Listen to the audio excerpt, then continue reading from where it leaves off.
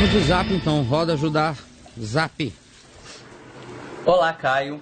É um prazer estar participando do seu programa, de estar falando com você e com toda a equipe do Papo de Graça. Então, vou ser breve. Sabemos que Jesus veio para pregar o amor e anunciar a graça de Deus.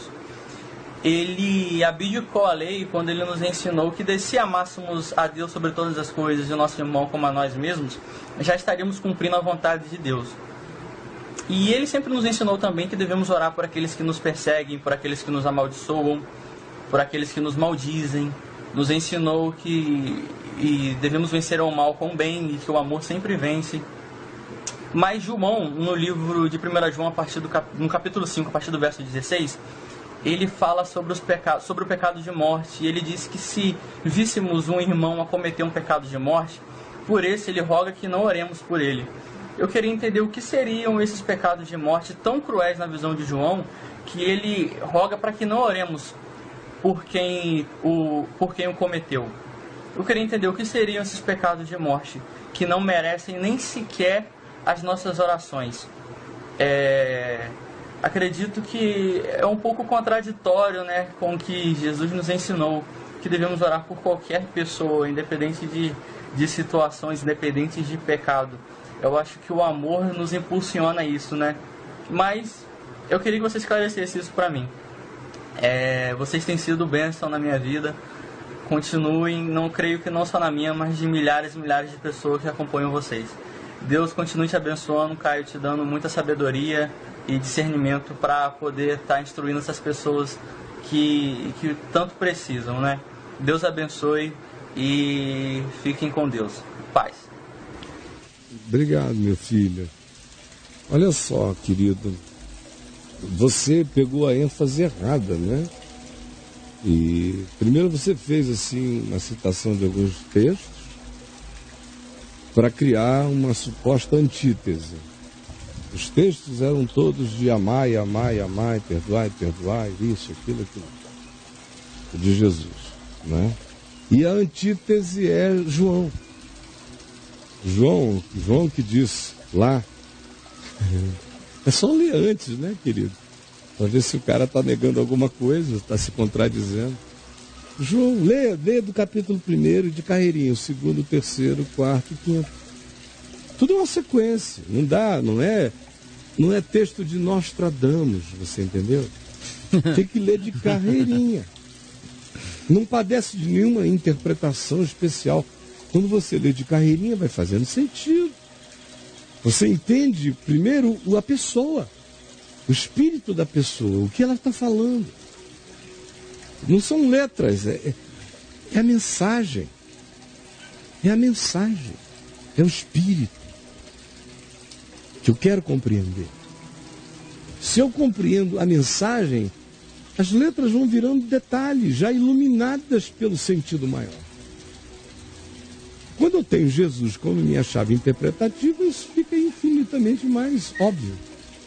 Eu comecei dizendo, você criou uma tese para tentar apresentar uma antítese, mas totalmente equivocado, porque você não viu que a ênfase de João na primeira epístola, no capítulo 5, não está em não oreis, está em se virdes orai. Ele está propondo que se ore e que se faça um absurdo. Um absurdo do ponto de vista do protestantismo, um absurdo do ponto de vista dos evangélicos, um absurdo do ponto de vista dos judeus antigos. Um absurdo. Qual era o absurdo que João propôs? Se algum de vós vir a um irmão cometer pecado não para a morte, rogai por ele e o Senhor o perdoará. Porém, se você vir alguém pecar para a morte, por esses eu não digo que rogai. Isso não tem nada a ver com o que está acontecendo entre os Iscariotes, os Judas Iscariotes e Deus. É só um problema dele com Deus. Deus vai resolver com esse cara. Você não chega aí. Mas o que João está dizendo é: nós recebemos a prerrogativa sacerdotal, intercessória, para que saibais que o Filho do Homem tanto quanto os humanos filhos do amor, do Filho do Homem, têm sobre a terra autoridade para perdoar pecados. É que João disse, lembrando do que Jesus disse ao paralítico, do que disse a eles em João, no Evangelho capítulo 21, quando disse, recebei o Espírito Santo. Se de alguns, não é de todos, se de alguns perdoardes os pecados, ser-lhes-ão perdoados. Se de alguns reterdes, ser-lhes-ão retidos. Eu já expliquei também isso muitas vezes, está tudo escrito em todas essas coisas que eu menciono toda hora. Tudo, não tem nada aqui que eu não tenha tratado, na realidade é essa. Muitas vezes. Então, a tua ênfase recaiu no lugar errado. Você botou a sua ênfase no pecado para a morte, que é o que nunca tem a ver com a gente. É igual querer se meter na questão do pecado com o Espírito Santo, ou me meter no destino de Hitler, ou me meter no que vai acontecer a Satanás. Não sei, cara, eu estou tentando viver a vida do tamanho que eu sou. Então, o que tenho ali é uma permissão para orar pelo meu irmão, que está transgredindo, sem ser aquela deliberação fanática do ódio, da hostilidade, da raiva, do sentimento homicida, da prática do mal constante, concreta, obstinada, resiliente e tenaz no alcance de cada vez mais maldade, isso tudo deliberadamente, conscientemente, lucidamente, como escolha. Isto é pecar para a morte. Por esses, João disse e eu digo, não ore. Entregue a Deus. Não ore no sentido de dizer, Senhor, perdoa-o. Porque você não sabe, está para além de ti. É mistério, tem a ver com uma iniquidade mais profunda do que eu e você alcançamos. Mas se você vir o seu irmão que andando ali deu uma derrapada, o cara andava bem, escorregou, voltou chorando. Pelo amor de Deus, como é que eu fui fazer uma besteirada dessa? Eu digo para ele em nome de Jesus, estão perdoados os teus pecados. E eu sei que o Senhor os perdoou. São pecados do meu tamanho, são pecados da condição humana, são pecados da natureza e da naturalidade da natureza humana. São pecados do desencontro humano, não são as deliberações de uma alma satanizada e comprometida com o mal, realizando de maneira obstinada. Por esses eu vos digo que não rogais, dizendo, Pai, perdoa-os. E que não façais nenhum tipo de absolvição, mas para aquilo que é o pecado da vida, da natureza, da condição de qualquer ser humano, que não é uma escolha, é escorregão, é deslize, é equívoco, é autotraição, sem a busca de fazer daquilo nenhuma maldição para ninguém. Você viu, ele pecou. Os pecados que você conhece, que você já pecou, em relação aos quais você também tem conhecimento do arrependimento, porque você já se arrependeu.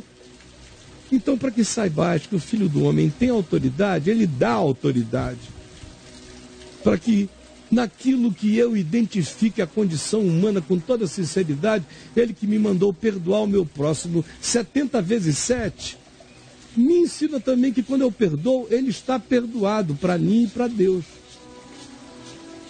Eu passei alguns anos visitando Bangu 1, no tempo que Bangu 1 era um alcatraz no imaginário nacional, década de 90, uma coisa enorme, só estavam os bandidos mais famosos. Naquele tempo havia muito bandido Robin Hoodiano famoso no Brasil, quase todos já morreram, outros estão velhos, tem pelo menos um me assistindo agora, fora já da prisão e idoso.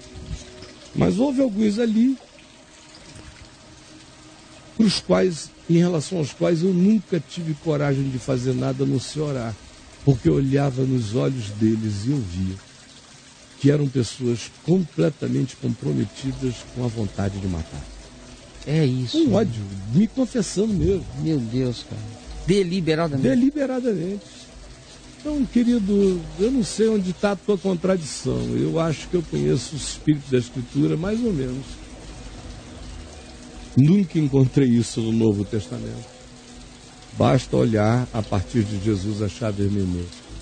Você tem aquela imagem aí, Judá, daquela montagem, onde depois que você enxerga a face nos escombros da montagem, aí tudo ganha sentido, tudo ganha perspectiva. É assim com Jesus. Quem só lê a Bíblia toda sem ter aquele ponto de referência, Jesus como chave hermenêutica, fica apenas com uma desconexão total. Não entende, não vê, não enxerga, não compreende nunca o sentido, não vê nunca a cara final das coisas.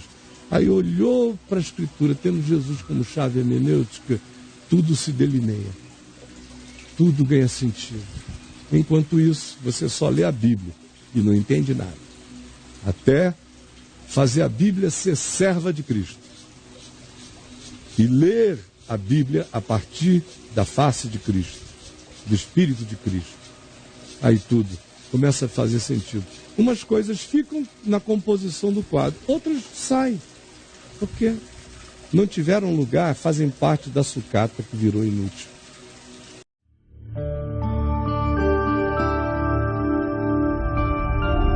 VNVTV, o canal é você.